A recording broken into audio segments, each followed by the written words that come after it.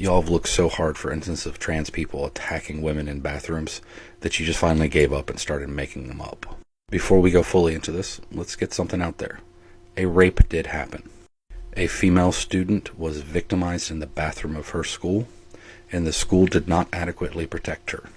The school's response was to send that attacker to another school in which they attempted to victimize another student. The issue is not whether or not a sexual assault or rape happened. The issue was it was a cis male student who was the attacker. Transphobes' masculinity is so fragile that they perceive any person dressing or appearing outside of their societal norms of masculinity as trans. And that male student, who identifies as male, was wearing a skirt. So in their eyes, he was wearing a skirt. He obviously had to be a trans person, which is not the case. The male attacker and the female student were in a relationship and had previously met in the bathroom for sexual encounters in the past.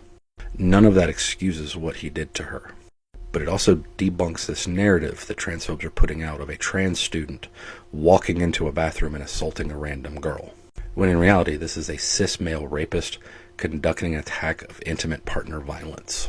But instead of focusing on the actual issue at hand, bigots want to use this girl's trauma to push a hateful political agenda.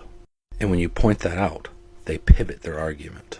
That they're just showing us how these trans-inclusive bathroom policies can be exploited by rapists. Here's the issue. At the time, the school had no trans-inclusive bathroom policy in effect. There was a discussion of a policy, but this attack happened in June. The policy didn't go effect until August. So there was nothing for this rapist to exploit. You can't exploit a policy that doesn't exist yet. Comments like these are nothing more than disinformation and propaganda, because instead of trying to help victims of sexual assault and rape, you're attempting to hide the fact that the major perpetrator of those crimes are cis straight males.